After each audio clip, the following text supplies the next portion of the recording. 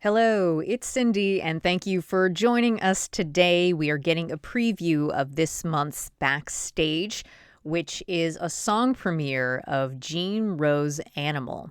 Jean Rohe is a singer-songwriter based in Brooklyn, New York, who is also of the duo Robinson and Rohe.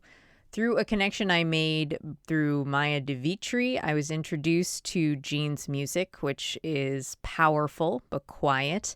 Jean's songwriting captures the attention through her hypnotic groove and real-life storytelling. Jean's new song, Animal, tells of her experience with abortion, which has to be one of the most hotly debated topics in recent human history. The song tells her story, actually a couple years after it happened. It details where and how she discovered she was pregnant while on tour in Oregon, the people she encountered on that trip, and ultimately the day of the abortion, which took place back home in New York City. She also adds a verse about her father dying several months later and how that experience of where she was completely helpless in the moment allowed her to further reflect on life and choices. Today, I'm so pleased to premiere Jean's song Animal, and after the song, please stick around for a great conversation with Jean, as well as Abby Miner, a board member at Abortion Conversation Projects.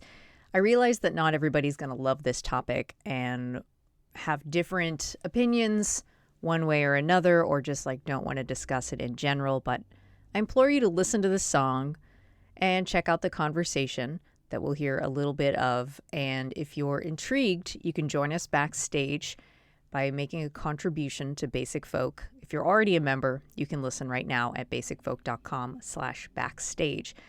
All right, let's listen to this song, and then we'll hear a bit of our conversation with Jean and Abby.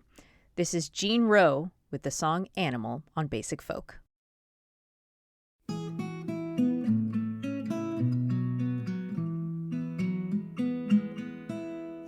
I make a garden for our kitchen. Start the seeds indoors in March.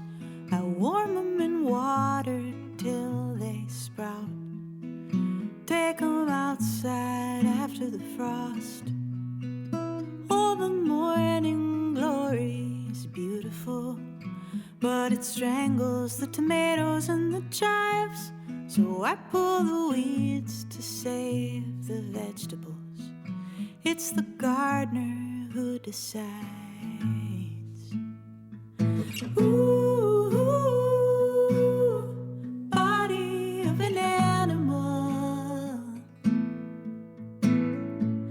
Ooh, power of a god.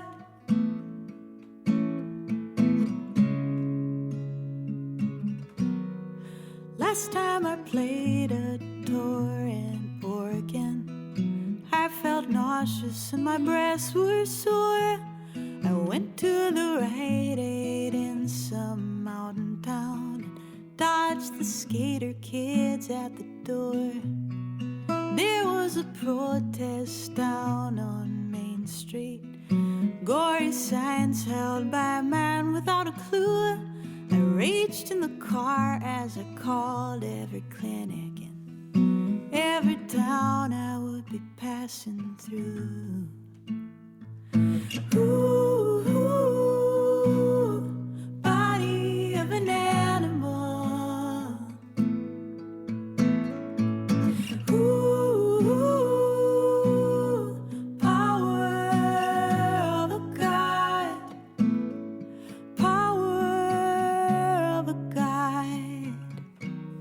When I finally got back to New York City, I went to the clinic on Bleecker Street.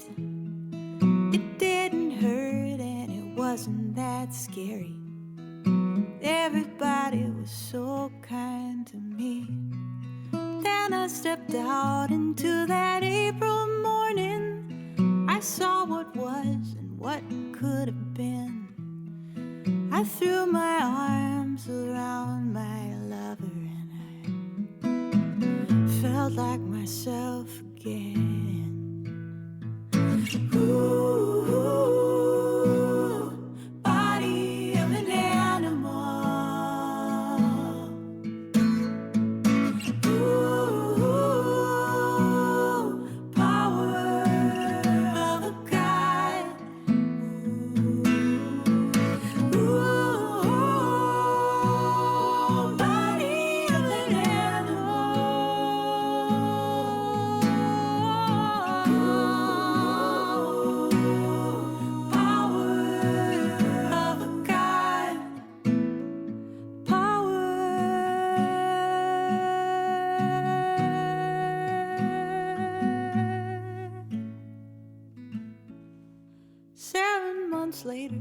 I sat in a hospital, helplessly watching as my father died.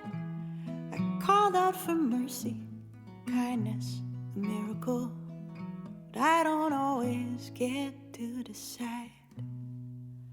All the morning glory is beautiful, but it strangles the tomatoes and the chives.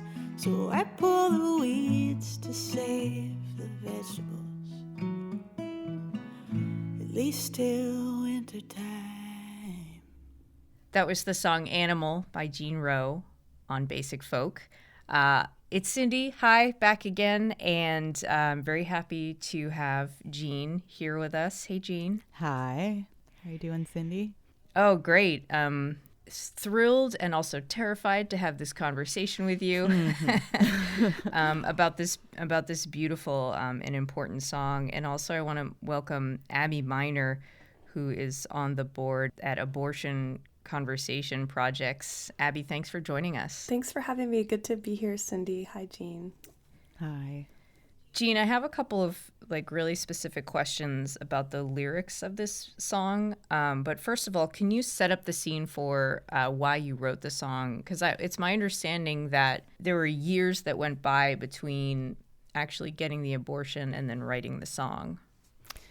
Yeah, so I guess I should start by saying that this is just memoir. This is, a story from my life. Yeah, so I wrote this song in this past fall of 2021. I had this incredible opportunity to be at a place called Pine Meadow Ranch, which is in eastern Oregon near Sisters. And I was there for a couple weeks writing and wandering in this crazy landscape of eastern Oregon, and alone on this big ranch where there were many, many cows in the field outside the window. I could look out the window and just see this field full of cows and the Sisters Mountains in the distance. And at some point, somebody on the ranch, so this is an artist residency that happens on a working ranch.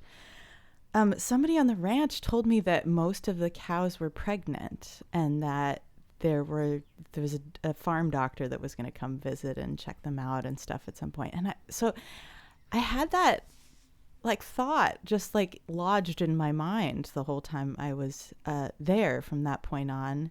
And I was also having this experience that I think many of us have had coming through the phases of the pandemic where I was like, I'm in Oregon. When was the last time I was in Oregon? I haven't traveled anywhere in so long. And kind of thinking back to 3 years earlier when I had done the last tour I did through Oregon. And I was kind of had this flashback of oh, right. The last time I was in this state, I myself had a positive pregnancy test.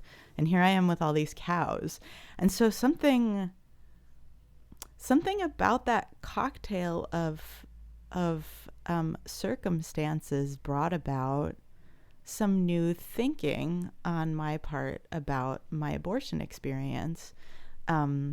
After having gone a few years of all my friends saying, "Oh, you have to write a song. You're a songwriter, so what you must do is write a song about everything that happens in your life that's big." And I just felt I don't really have anything to say about this. But then, for some reason, the final day I was at this residency, literally at 1 a.m, as I was packing my stuff up to go the next day, I had just this sense about this song hit me, and I just stayed up late with the coyotes making their coyote sounds out in the distance and just getting the first draft of this song down. Wow. I have a question about in writing my questions about this. So I have never had an abortion or have ever been pregnant. And maybe Abby can speak to this a little bit, and Jean as well. I was trying to figure out, should I, when I'm asking these questions to Jean, should I use the word abortion? Should I use the word experience or procedure? So can we just talk about the power of that word abortion? I don't know what you're talking about, Cindy. I've never had an abortion. Yeah, but that word never appears in the song, does it? but we know what's going on. Abby, I feel Yeah. like you'd probably have something to say about those different words. Yeah, and I think we talked about this recently, even on the phone, Jean. I think that word is such a contested. Well, I don't want to say. I mean, obviously, the procedure is contested, and then the word is such a loaded word, and I think it's so associated with so many kinds of imagery that we often don't want to conjure, and that really often is not at all true to our experience. You know. I think when I had an abortion and then started to write about it a few years later, I told myself, I'm never going to use that word because I don't want to conjure all those associations. Like, I don't want to conjure the placards outside the clinic and, da-da-da. But then eventually I gave a draft of some work I was doing to someone, and they didn't even realize it was about abortion. So I think whether or not to use that word is something that everyone who makes art about abortion or who does activism about abortion kind of weighs. And I think a lot of folks in the activist community really come down on like, well, we have to use it because there's some statistic like anti-abortion folks use the word abortion, or anti-abortion politicians use that word like 4 times more often than folks who are advocating for abortion access.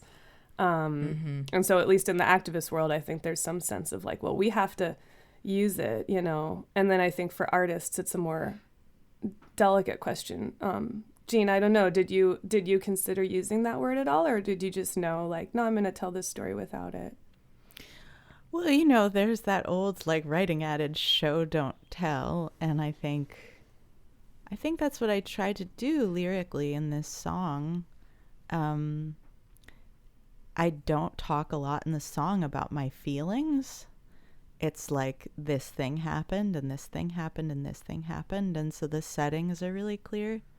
I don't remember having a specific struggle or wondering about whether to use that word in particular, because the images seem to flow in such a way that the story was clear enough.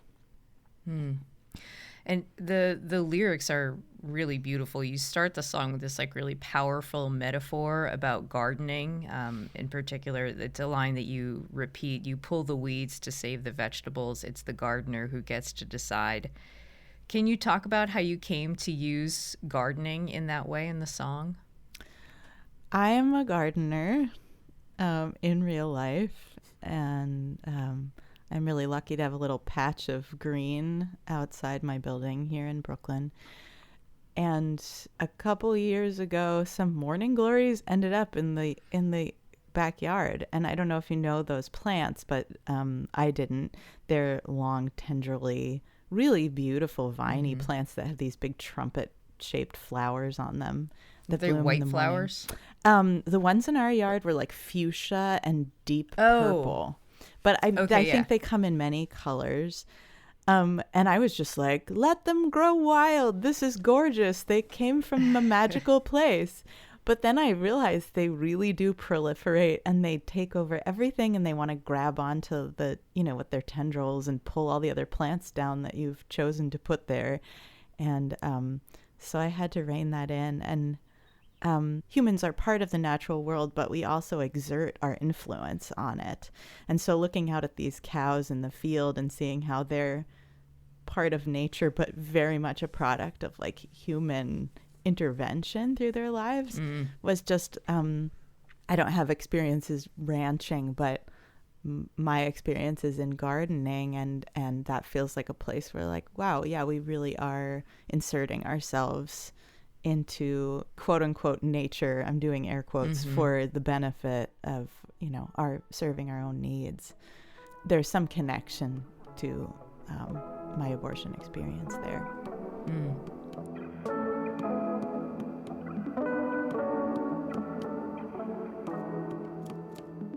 Thanks to Jean Rohe and Abby Miner for joining us today on Basic Folk. You can hear our entire conversation by contributing to the podcast and gaining access to our bonus episodes Backstage.